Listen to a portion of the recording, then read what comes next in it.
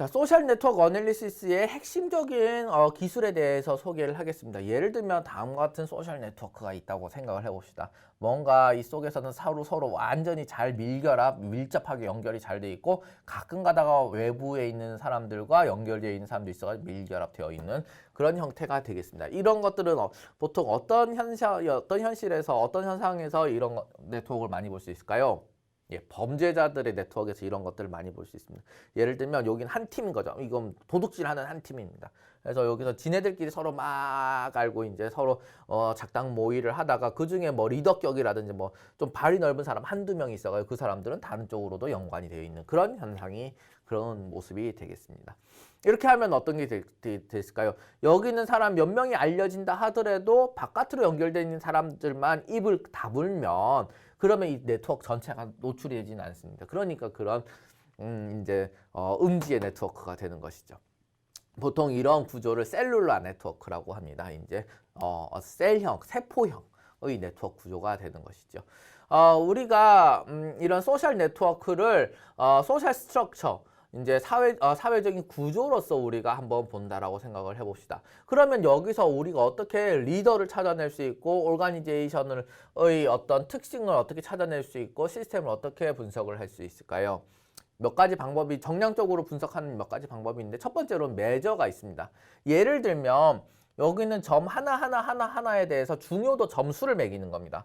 중요도 점수를 매겨가지고 흔히 우리가 한국말로 번역한 중심도라고 하는 센트럴러티라고 부르는 것이 있습니다.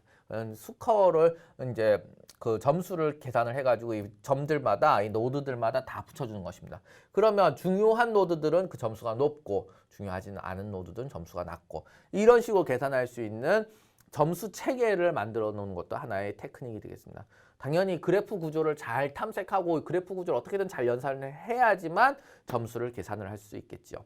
다음 부분은 뭐냐면은 어떻게 하면은 서브 그룹 이제 여기는 스몰 오르가니제이션들 이 내부의 오르가니제이션 어떻게 찾아낼 수 있을까?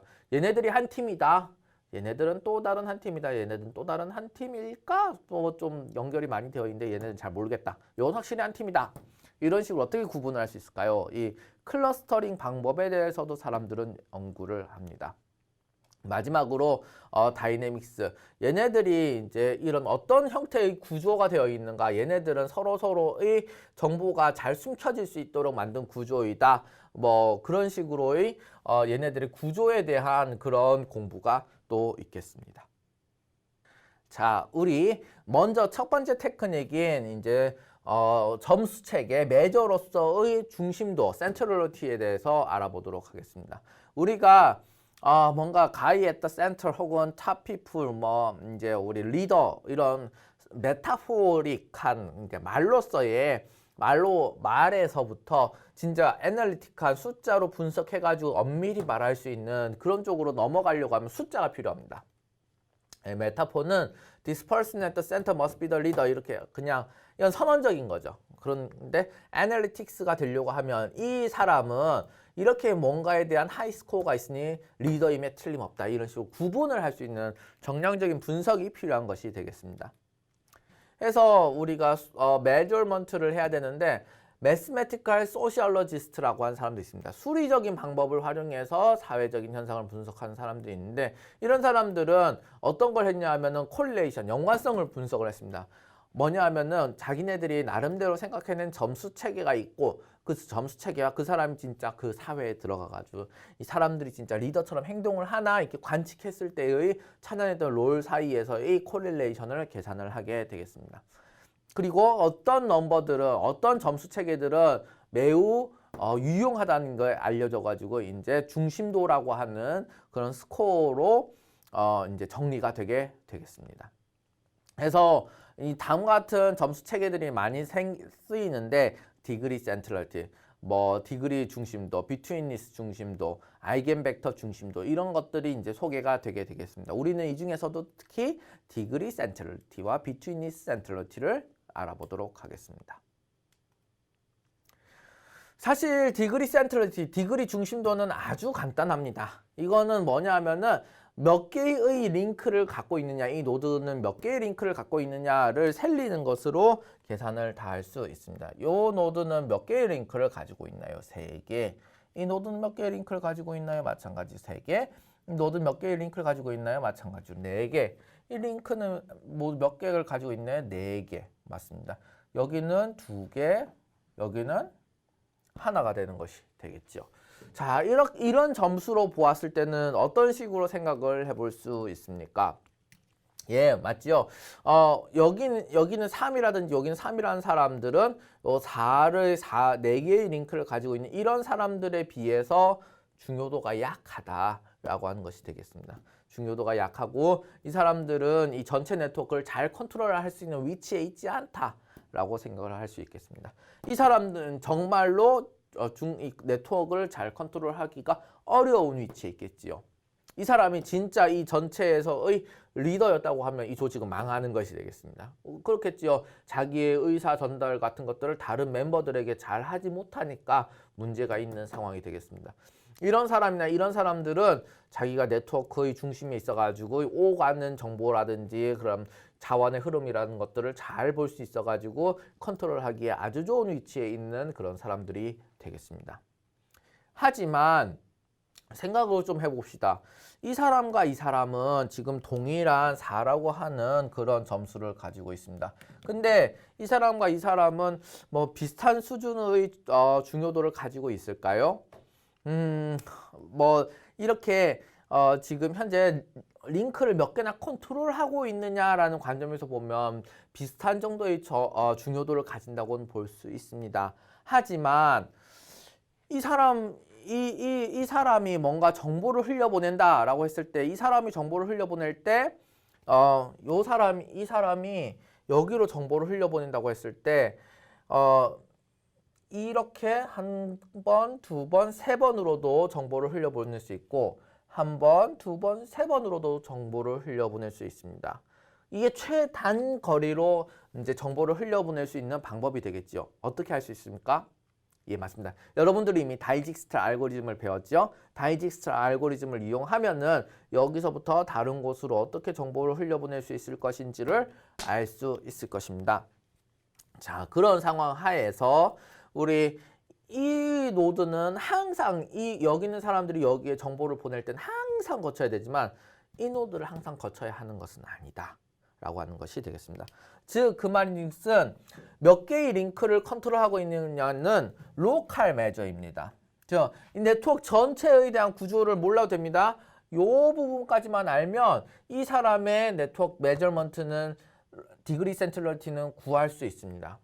그러나 이 사람의 중요도가 반드시 이 주변부에 의해서만 결정되는 것은 아니라 저 멀리서 정보를 흘려보낼 때 뭔가 알 수 없는 다른 이펙트에 가지고 이 사람의 중요도도 변할 수 있고 이 사람의 중요도도 변할 수 있다라고 하는 것이 이 로컬 매저먼트의 문제점이 되겠습니다. 즉 글로벌한 이펙트를 반영하지 못하는 요 네트워크의 일부만 보고 계산하는 매저가 되겠다라고 하는 것이 단점이 되는 것이지요.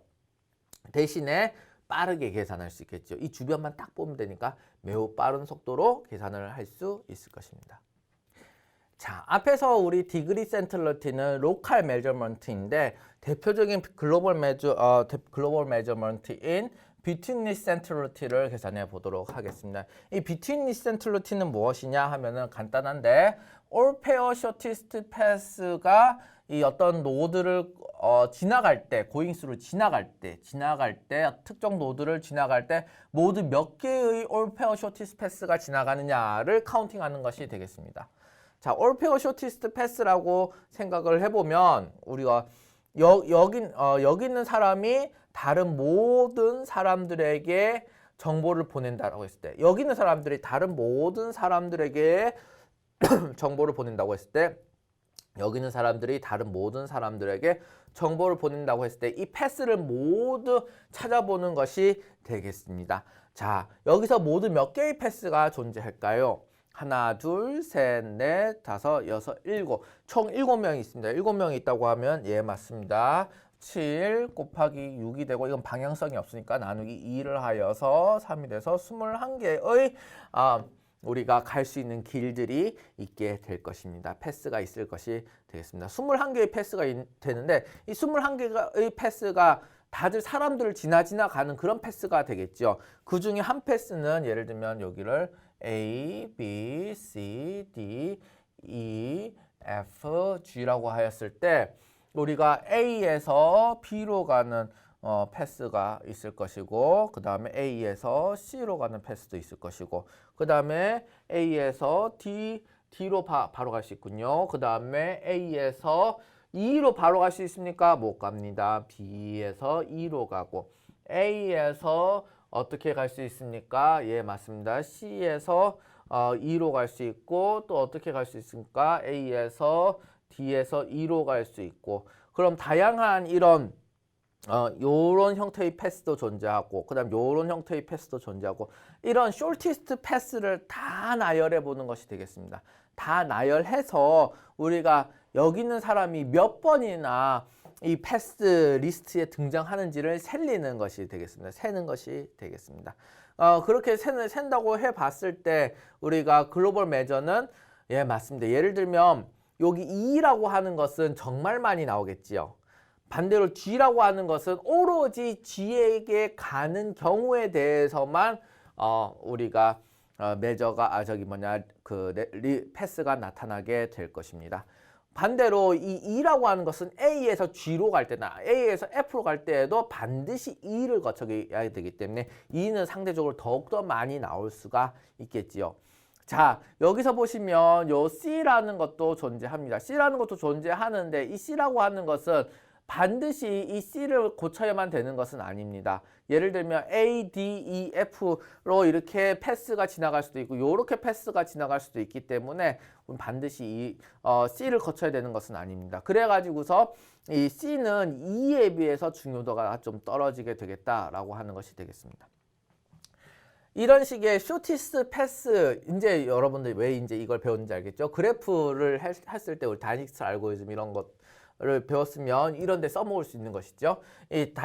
이렇게 쇼티스트 패스를 구해가지고서 이 중요도, 쇼티스트 패스에 몇 번이나 그 사람이 나오는지로 중요도를 재는 것은 어떤 의미가 있냐 하면은 인포메이션이나 정보라든지 인플루언스, 영향력이 트랜스퍼되는 인디케이터여가지고 숄티스 패스를 통해 가지고 정보나 영향력이 전파된다고 생각을 하여서 이런 비트윈 센트럴리티 숄티스 패스를 기반으로 한 스코어를 재는 것이 되겠습니다. 자, 앞에서 우리가 두 가지 종류의 그 스코어 센트럴리티 중심도를 구하는 법을 배웠습니다. 하나는 디그리 센트럴리티라는 것이 되겠고 또 다른 하나는 비트윈 센트럴리티가 되겠습니다. 디그리 센트럴리티에 대해서는 링크가 몇 개인지를 계산하는 로컬 메저가 되겠고 비트윈 센트럴리티는 숄티스 패스에 얼마만큼 자주 나오는지를 계산하는 글로벌 메저가 되겠습니다. 높은 디그리 센트럴리티 피플이 있으면은 보통 그 사람들은 허브의 역할을 한다. 혹은 정보가 이렇게 많이 습득되는 엘리트적인 그 사회에서 엘리트적인 역할을 한다라고 하겠습니다. 하이 비트윈 센트럴리티 피플은 보통 다른 곳에 뭔가를 전달해주는 숄티스 패스 가운데 딱 틀어지고 앉아가지고 정보를 전달해주는 이런 브로커의 역할을 많이 한다라고 하겠습니다. 그러면 우리가 이 두 개의 매트릭을 또 조합해서 볼 수도 있습니다. 조합해서 보면 어떻게 되겠느냐? 이거는 어떤 것이냐면 요 위는 어떤 뷰가 되겠냐 하면은 요거는 예, 맞습니다. 이쪽으로 가면은 디그리가 높아지는, 디그리 센트럴리티가 높아지는 방향이 되겠고, 또 이쪽으로 바라보면 어떤 것이 되겠냐, 비트윈니스가 높아지는 그런 방향이 되겠습니다. 그러면 이게 이런 형태의 경향성을 지니는데, 이 경향성보다 이것은 비트윈니스는 더 높고, 디그리는 더 낮은 경우가 되겠죠.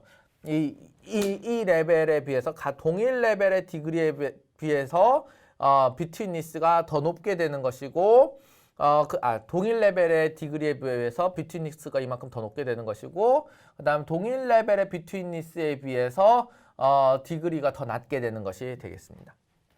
그래서 이런 선에 비해서 이게 좀 그런 특이한 점이 있다. 이런 사람들을 보니까 어떤 사람들이 있냐 하면은 이런 사람들 같은 것인데 로우 디그리를 가지고 하이 비트니스가 되는 상황이 되겠다 라는 것이 되겠습니다. 즉 점수들을 이렇게 계산한 점수들을 조합해 가지고 이런 어떤 노드의 혹은 이 사람의 특성을 알아볼 수 있는 것이 되겠습니다. 이거는 브리징 노드가 되는 것이죠. 이것은 다른 사람들을 연결해 주기 좋아하는 그런 사람의 특성을 지닌다라고 하는 것이 되겠고, 또 반대로는 이 사람이 없어지면 이 둘의 관계는 끊어지는 그런 형태가 돼서 더 중요한 사람이 될 수도 있다. 가운데서 주목을 받는 사람보다 더 중요한 사람이 될 수도 있다라고 하는 그런 내용이 되겠습니다. 우리가 이렇게 간단하게 중심도를 계산하는 방법에 대해서 알아봤는데, 두 가지 디그리와 비트니스에 대해서 중심도를 계산하는 방법에 대해서 알아보았습니다. 이런 중심도는 사실 많은 사람들이 연구를 해가지고 몇백 개가 있습니다. 이런 다양한 형태의, 아주 다양한 형태의 중심도가 있습니다. 그런 중심도에 대해서 이제 조합을 해가지고 특정 노드의 성격에 대해서 알아보는 것이 소셜 네트워크의 중요한 분석 중에 하나가 되겠습니다.